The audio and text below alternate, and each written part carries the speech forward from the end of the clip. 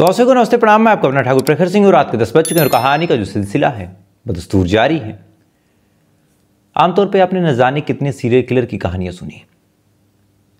तमाम serial killer अपने अपने मोटिव के हिसाब से कत्ल करते हैं। उनमें से कई ऐसे होते हैं जिनकी मानसिक हालत खराब होती है। इस वजह से जब वो जेल जाते हैं, जेल जाने के बाद मामला जब कोर्ट में पहुंचता है तो उन्हें थोड़ा बहुत लाभ भी मिल जाता है। कई ऐसे होते हैं जिनके पीछे कुछ ऐसी दर्दनाक कहानियां होती हैं जिस वजह से उनको किसी विशेष चीज़ से नफरत होती है। कई ऐसे हैं जिनकी परवरिश में सौतेली माँ ने इस कदर उनको परेशान किया कि उन्हें औरत जात से नफरत हो गई। कई ऐसे हैं जिनको उनकी गर्लफ्रेंड, उनकी पत्नी ने इस कदर धोखा दिया कि वो बात उनके जहन में घर कर गई, उनको महिलाओं से नफरत हो गई। किसी को अमीरों से नफरत है, किसी को भिखारियों से नफरत है। सबकी अपनी अपनी कहानियाँ, सबके अपने अपने मोटिव। पुलिस गिरफ्तार करती है तो एक स्ट्रेट फॉरवर्ड कहानी निकल के सामने आती है। किस व्यक्ति के इतिहास में ऐसा हुआ था, इस वजह से ऐसा बन गया। लेकिन आज जिस कहानी के साथ हाजिर हुआ हूँ, इस पूरी कहानी को आप सुन लेंगे। सुनने के बाद एक एक घटना मैं आपको डिटेल में भी बता दूंगा। इसके बावजूद भी आप कंफ्यूज हो जाएंगे कि आखिर कत्ल करने की वजह क्या थी। और कंफ्यूज कोई और नहीं, मैं खुद आपको करूँगा। अब ऐसा क्यों कह रहा हूँ, पूरी कहानी आप सुन लीजिए। इस कहानी की असल शुरुआत होती है गोरखपुर से। उत्तर प्रदेश के मुख्यमंत्री का अपना एक शहर गोरखपुर काफ़ी मशहूर भी है गोरखनाथ मंदिर की वजह से और भी अलग अलग चीज़ों की वजह से। इसे गोरखपुर में एक गांव है, सहरसा गांव। इसी गांव में 29 जुलाई की बात है। 29 जुलाई को एक घर था। उस घर में जो घर के मुखिया थे उनका नाम था चुन्नी लाल और उनकी पत्नी माया देवी। ठीक ठाक परिवार था, ठीक ठाक तरीके से पूरा परिवार रहता था। अचानक से 29 तारीख को यानी 29 जुलाई को इनके घर में एक चोर घुसता है। अब चोर घुसता है, घुसने के बाद तमाम चीज़ों को चुराने लगता है। अलमारी धीरे से खोलता है, पर्स सबकी टटोलता है और भी जो जो चीज़ें उसे समझ में आती है उसको टटोलता है। इसी दौरान इस चोर की नज़र माया देवी पे पड़ती है। माया देवी बिस्तर पे लेटी हुई, बाकी जो और लोग थे घर के बाहर सोए हुए थे। अचानक से इस चोर के जहन में न जाने क्या आता है, वो माया देवी के ऊपर अटैक कर देता है। किसी भारी चीज़ से माया देवी के सर पे, चेहरे पे वार करता है। माया देवी फौरन चीखती हैं। चीखने के बाद आसपास के तमाम लोग जो थे वो इकट्ठा होते हैं। अब चोर जब ये देखता है कि तमाम लोग इकट्ठा हो रहे हैं तो फिर वहाँ से दीवार फांद के वो भागता है। फौरन लाइट जलाई जाती है। लोग देखते हैं तो माया देवी बुरी तरह घायल थी। आनन फानन में उनको हॉस्पिटल लेके जाया जाता है। स्टार्टिंग में किसी को कुछ समझ में नहीं आता। डॉक्टर पुलिस को फ़ोन करते हैं, पुलिस आती है। शुरुआत में पुलिस को कुछ और लगा, लेकिन जब जांच पड़ताल हुई तब पता चला कि कोई शख्स था जो घर में चोरी करने के नियत से घुसता है, उसके बाद माया देवी पे अटैक कर देता है। अब ये चीज़ जब पुलिस वालों ने देखी तो फिर उनको एक बात लगी। दरअसल पुलिस वालों को लगा कि शायद चोर चोरी कर रहा था, उसी दौरान माया देवी जग गई होंगी, या फिर नहीं भी जगी होंगी तो चोर को लगा होगा कि शायद माया देवी जग गई हैं, लिहाजा माया देवी पे उसने अटैक कर दिया। पुलिस ने तमाम तफ्तीश की, पकड़ने की कोशिश की, लेकिन कोई सबूत, कोई सुराग लगा नहीं। धीरे धीरे ये केस ठंडे बस्ते में चला गया। तमाम लोग भी खुश थे कि चलो कोई कैजुअल्टी नहीं हुई, ज़्यादा कोई चोरी भी नहीं हुई, बात आई गई हो गई। इसी के बाद 29 जुलाई को ये पहली घटना थी। 11 अगस्त आता है। 11 अगस्त को एक दूसरा गांव, जिसमें गांव का नाम था उब्दवलिया। उब्दवलिया गांव में ममता रहा करती थी। सेम तरीके से ममता के घर पे भी पहले चोरी होती है। चोरी होने के बाद अचानक से ममता के ऊपर जो चोर था उसने अटैक कर दिया। अब ममता के सर पे, पिछले हिस्से में और गर्दन पे किसी भारी चीज से वार किया गया। ममता भी चीखते ही आसपास के तमाम लोग इकट्ठा होते हैं। लाइट जलाई जाती है। देखते हैं कि ममता के शरीर से खून निकल रहा है। उसके बाद ममता को लेके तमाम लोग हॉस्पिटल जाते हैं। पुलिस आती है। फिर से जांच पड़ताल करती है। फिर पता चलता है कि शायद कोई चोर था और ममता की आंखें खुल गई होंगी। इसी वजह से ममता के ऊपर उसने अटैक कर दिया। अब ये बात पुलिस वालों ने अपनी एक थ्योरी बना ली। इसी के बाद एक तीसरा केस होता है। सेम तरीके से उस घर में भी चोरी होती है और चोरी करने के बाद एक महिला के ऊपर अटैक होता है। महिला के चेहरे पे, सर पे किसी भारी चीज से मारा जाता है। अब लगभग 1 महीने के अंदर तीसरी घटना थी। इधर क्या हुआ, जिस ममता को मारा था इस चोर ने, हॉस्पिटल में उसका इलाज चलता है और इलाज चलने के दौरान ममता की मौत हो जाती है। यानी अब तक ये मामला जो चोरी और अटैक का था, अब ये मामला डकैती और कत्ल का बन चुका था। अब ये मामला जब इतना गंभीर हुआ तब पुलिस वालों की थोड़ी सी नींद खुली।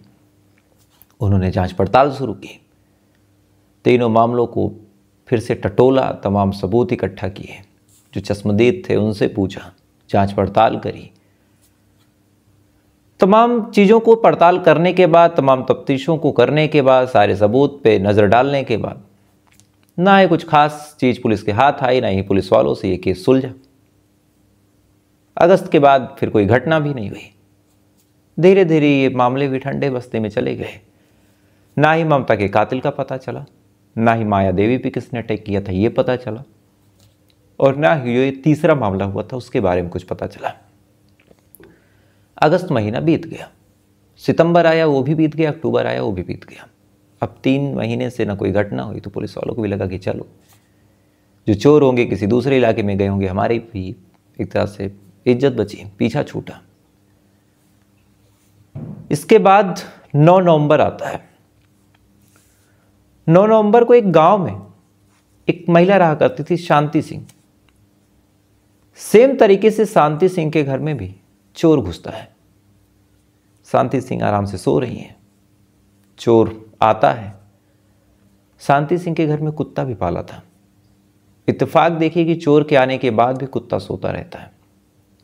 शांति सिंह के घर में और भी जो लोग थे वो भी सोते रहते हैं।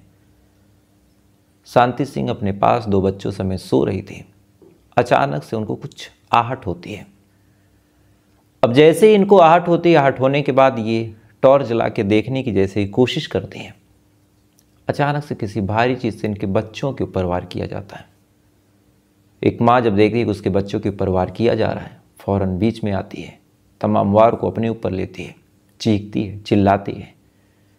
आसपास के तमाम लोग जब चीख पुकार काफ़ी तेज होती है तब जाके उठते हैं।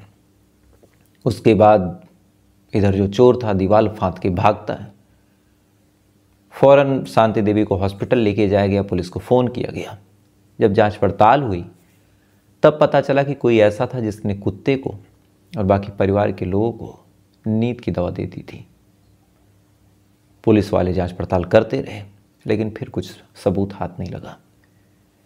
इसी बीच चंद दिन पहले, अभी 5-6 दिन पहले, एक कविता नाम की लड़की पे अटैक होता है। कविता के ऊपर अटैक होता है, उसका सर फट जाता है, हॉस्पिटल लेके जाया जाता है। डॉक्टर बहुत क्रिटिकल कंडीशन में उसका इलाज करते हैं। अब टोटल 5 मामले हो चुके थे, 5 का पैटर्न सेम था। 5 मामलों में 7-8 लोग घायल हो चुके थे। तब पुलिस ने कहा कि अब कुछ करते हैं। उसके बाद उन्होंने जांच पड़ताल शुरू की, तमाम सबूत इकट्ठा किए, आसपास के तमाम कैमरों को खंगाला, पता किया कि कौन किधर से भागता हुआ गया, भागने का कॉमन लिंक क्या है, कॉमन रोड क्या है। ये तमाम चीज़ें जब पुलिस वालों ने खंगाली तो फिर अंत में पुलिस वालों की जो तलाश है वो ख़त्म होती इसी गोरखपुर के राजधानी गांव के अजय निषाद की, जिसकी उम्र महज 20 साल थी। अजय निषाद के ऊपर जब तमाम सबूत गए तो पुलिस ने अजय निषाद को गिरफ्तार किया। गिरफ्तार करके जब थाने लाते हैं और जब उसकी कुंडली खंगालते हैं तो जो कहानी निकल के सामने आई वो कहानी इतनी हैरान करने वाली है कि एक आदमी जो अभी तक चोरी के केस में पकड़ाया था, असल में वो कुछ और ही था। और यहीं से कहानी पहुंच जाती है 3 साल पहले। 3 साल पहले अजय जो था 18 साल का था, कायदे से कहें तो 17 और 18 के बीच। इसी दौरान अपने पड़ोस में एक घर पे वो टीवी देखने जाया करता था। क्योंकि इसके घर टीवी थी नहीं, और उसी घर में एक 15-16 साल की लड़की भी रहा करती थी। अब वहाँ पे ये जाता और बचपन से ही जा रहा था, तो किसी को कोई डाउट कुछ हुआ नहीं। लेकिन अब अजय चूंकि अब 17-18 साल का हो गया था, तो इसकी नज़र उस लड़की के ऊपर गंदी हो जाती है। आए दिन ये उसको टच करने के बहाने खोजता, आए दिन उससे बात करने के बहाने खोजता। प्रयास यही करता कि जब टीवी देखने जाए तो घर पे कोई ना हो। अक्सर उसको अपने जाल में फंसाने की कोशिश करता, कभी कुछ खाने की चीज़ें लाता, कभी कुछ और। लेकिन चूंकि वो लड़की ठीक ठाक घर की थी, संपन्न थी, तो पैसे वगैरह के लालच में आने वाली थी नहीं। इसी के बाद धीरे धीरे करके उसने दोस्ती कर ली इस लड़की से, और दोस्ती करने के बाद कभी टीवी देखने के बहाने, कभी किसी और के बहाने अपने मोबाइल में उसके साथ तस्वीरें भी कैद करने लगा। धीरे धीरे एक दिन इसने अपने मन की बात बोली, लड़की ने इनकार कर दिया। इसी के बाद इसने धमकी देनी शुरू कर दी और कहा कि अगर तुम मेरी बात नहीं मानोगी तो तुम्हारी तस्वीरों को मैं सोशल मीडिया पे डाल दूंगा।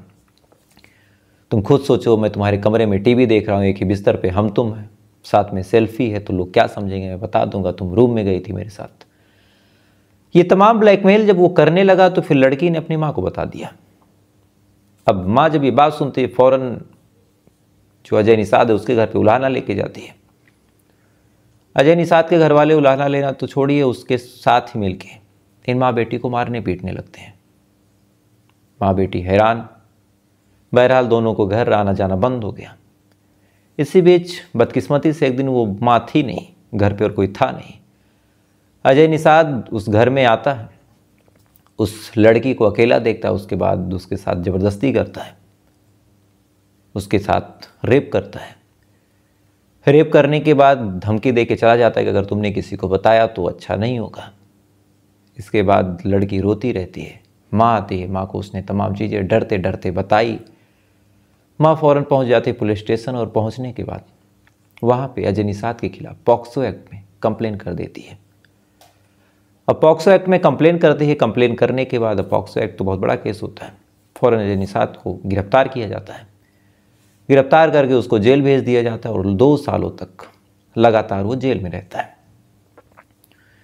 जेल में रहने के बाद वो अलग अलग लोगों से मिलता है, वहाँ पे उसकी सोबत बिगड़ती है, जुर्म की अलग अलग तरीके वो सीखता है। फाइनली 2 साल बाद उसको जमानत मिलती है। जमानत पे वो बाहर आता है। अब आने के बाद सामाजिक रूप से इसका बहिष्कार हो चुका था, एक रेपिस्ट के आरोपी, और इल्ज़ाम लग जाए बहुत बड़ी बात है, जेल जाना तो बहुत बड़ी बात है। तो एक आदमी जिसके ऊपर रेप के आरोप लगे हों, 2 साल जेल काट के आए, ऐसे इंसान को कौन अपने पास रखेगा। लिहाजा अजय निषाद को ना कोई नौकरी थी, ना कुछ और था, और इन तमाम चीज़ों के पीछे वजह ये जो मानता कि औरतें जो होती हैं, लड़कियां जो होती हैं, वो ज़िंदगी बर्बाद कर देती हैं। इसके बाद से इसने औरतों को दुश्मन बनाया और फिर ये बदला लेने की सोचने लगा। लेकिन उसको समझ में नहीं आ रहा था कि बदला लें कैसे। इसी दौरान फिर अब इसके पास पैसे वैसे भी नहीं थे, तो फिर ये चोरी करने जाता है। 24 जुलाई को ये सहरसा गांव में जब माया देवी के घर में जाता है, माया देवी को ये सोते हुए देखता है। चोरी कर चुका था, कोई भी इसको डिस्टर्ब नहीं कर रहा था, आराम से ये चोरी करके निकल सकता था। लेकिन इसके दिमाग में आता है कि माया देवी भी तो एक महिला है, तो क्यों ना अपना गुस्सा इस माया देवी पे निकाला जाए। इसके बाद माया देवी पे अटैक करता है, उसको इंजर्ड करता है, जान से मारने की कोशिश करता है। किस्मत अच्छी थी, माया देवी टाइम से चीख जाती हैं। उसके बाद तमाम लोग आते हैं और ये भाग जाता है। सेम तरीके से इसने 11 अगस्त को ममता के ऊपर अटैक किया। इसका अटैक इतना भयानक था कि ममता की मौत हो जाती है। इसके बाद इसने एक और मैटर किया। अब ये 3 मैटर करने लगा और एक की मौत हो चुकी थी, पुलिस इसके पीछे पड़ गई। तब ये सूरत भाग गया। सूरत में लगभग 2-3 महीनों तक ये रहता है, फिर नवंबर में आता है। आने के बाद फिर ये शांति सिंह पे, उसके बाद कविता पे अटैक करता है। अब ये तमाम कहानियां इसने सुनाई, पूरा मामला पानी की तरह साफ हो गया कि एक लड़की की वजह से ये जेल में गया, पॉक्सो एक्ट लगा, लिहाजा इसने औरतों को दुश्मन बना लिया। लेकिन अब पुलिस थोड़ी बहुत और सोचती है कि जांच पड़ताल कर ले। इसी दौरान पुलिस के हाथ इसका मोबाइल लग जाता है। अब मोबाइल जब चेक किया गया तो उसमें एक नंबर निकला। नंबर देहरादून का था। पता किया गया तो पता चला ये नंबर एक लड़की का है, और इस नंबर पे दिन भर में कम से कम 2 से 3 घंटे बात होती है। फिर अब ऐसा क्यों? तो पुलिस को लगा कि शायद कोई और मैटर तो नहीं। अब पुलिस की एक टीम देहरादून जाती है, उस लड़की को अपने साथ लाती है, उससे पूछताछ करती है। जब उससे पूछताछ की गई तो अलग कहानी पता चली। दरअसल 1 साल पहले ये जो लड़का था अजय निषाद, इसने सोशल मीडिया यानी इंस्टाग्राम पे अपनी एक आईडी बनाई थी। इसी आईडी से उस लड़की से इसकी मुलाकात हुई, दोनों बातचीत करने लगे, दोनों में गहरी दोस्ती हो गई। दोस्ती होने के बाद दोनों एक दूसरे के काफ़ी करीब आ गए। आलम ये हुआ कि दोनों एक दूसरे को पसंद करने लगे, फिर नंबर वगैरह एक्सचेंज हुए और फिर धीरे धीरे दोनों में प्यार हो गया। अब 2-2, 3-3 घंटे दोनों बात करते हैं और अभी तक ये सिलसिला बातचीत का चल ही रहा था। अब पुलिस वाले जब ये बात सुनते हैं तो उनके दिमाग में एक दूसरा सवाल कि अगर ये रात में चोरी को अंजाम देता था, हत्याएं करता था, तो क्या इस लड़की को नहीं पता था? तो फिर इस लड़की से जब पूछताछ की गई तब इसने बताया कि कभी कभार मुझे गाड़ी और इन तमाम चीज़ों की आवाज़ तो आती थी, ऐसा भी लगता था कि ये भाग रहा है, लेकिन जब भी मैं पूछूं तो ये घुमा देता था। ये अक्सर कहता था कि मैं छत पे टहल के बात कर रहा हूँ, या फिर ये ऐसा कहता कि मैं आज शाम को दौड़ने जाता हूँ, मैं आर्मी की तैयारी कर रहा हूँ। इस वजह से मैंने कभी बहुत सीरियसली जोर नहीं दिया। अब इसको गिरफ्तार किया गया, ये तमाम चीज़ें भी क्लियर हो गई। पिछले 2-3-4 घटनाओं में मैंने देखा, भले ही एक एक्शन आया था बुलडोज़र एक्शन, जिसमें ये कहा गया कि भाई किसी का घर गिराया जाता है, घर माँ बाप ने बनाया, आरोपी बेटा होता है, माँ बाप की क्या गलती। लेकिन आज की कहानी के बाद मुझे पता चला कि भाई माँ बाप जो होते हैं उनकी बहुत बड़ी गलती होती है। अजय निषाद की माँ से जब पूछा गया, अजय निषाद की माँ ने कहा कि मेरा बेटा शुरू से निर्दोष है, उसको पॉक्सो में फंसाया गया और इन तमाम हत्याओं में फंसाया जा रहा। मतलब आप सोच के देखिए, मंगेश यादव वाले केस में भी, हालांकि अब यहाँ के बाद मुझे गालियाँ पड़ेंगी, लेकिन ठीक है, खा लेना चाहिए। मंगेश यादव वाले केस में भी जब पूछा गया कि मंगेश यादव कहाँ है, तब उसकी माँ और बहन ने कहा कि जो मंगेश यादव है वो बाहर कमाने गए हैं मुंबई। उसके बाद मंगेश यादव का एनकाउंटर हुआ। अब सही हुआ गलत हुआ वो अपनी अपनी विचारधारा। एनकाउंटर के बाद वही बहन कहने लगी कि मंगेश यादव मेरे साथ मेरी फीस भरने गया था। उसके बाद जब सीसीटीवी फोटोज़ लॉन्च हुई तब जाके पता चला कि नहीं, क्राइम सीन पे मंगेश यादव मौजूद था। हालांकि मैं उसके एनकाउंटर को जस्टिफाई नहीं कर रहा हूँ, लेकिन माँ बहन जो थी फौरन डिफेंस में उतर गई। सेम अनुज प्रताप सिंह के साथ हुआ। अनुज प्रताप का जब एनकाउंटर हुआ तो उसके घर वालों ने कहा कि वो तो बाहर गया था। जब सीसीटीवी कैमरे खंगाले गए तो पता चला कि नहीं, क्राइम सीन पे मौजूद था। सेम यहाँ हाल है। एक लड़का जिसके ऊपर पॉक्सो लगा, एक लड़का जो 5-5, 6-6 घटनाओं में संलिप्तता बता रहा है, खुद कबूल रहा है, उसकी पूरी टाइमलाइन मैच हो रही, फिर भी माँ बहन खड़ी हो जाते हैं, बाप खड़ा हो जाता है कि नहीं हमारा बेटा निर्दोष है। तो कहीं ना कहीं परवरिश का ही असर है। अगर शुरुआत में ही अपने बच्चों को रोक डांटें, क्योंकि माँ बाप को पता सब होता है कि हमारा बेटा नशा कर रहा है, हमारा बेटा गलत संगत में है, धीरे धीरे उसको छोड़ते जाते हैं और अंत में यही सब चीज़ें होती हैं। खैर, फिलहाल ये थी पूरी कहानी और आपकी क्या राय है कमेंट कीजिएगा। साथ ही अगर आपको मेरी कहानियाँ पसंद आती हैं तो वीडियो को लाइक करके, चैनल को सब्सक्राइब करके अपना प्यार दीजिएगा। तो आपसे कल फिर मुलाकात होगी किसी दूसरी कहानी के साथ। तब तक अच्छे रहिए, खुश रहिए, अपना ख्याल रखिए, अपने देश का ख्याल रखिए। जय हिंद, वंदे मातरम।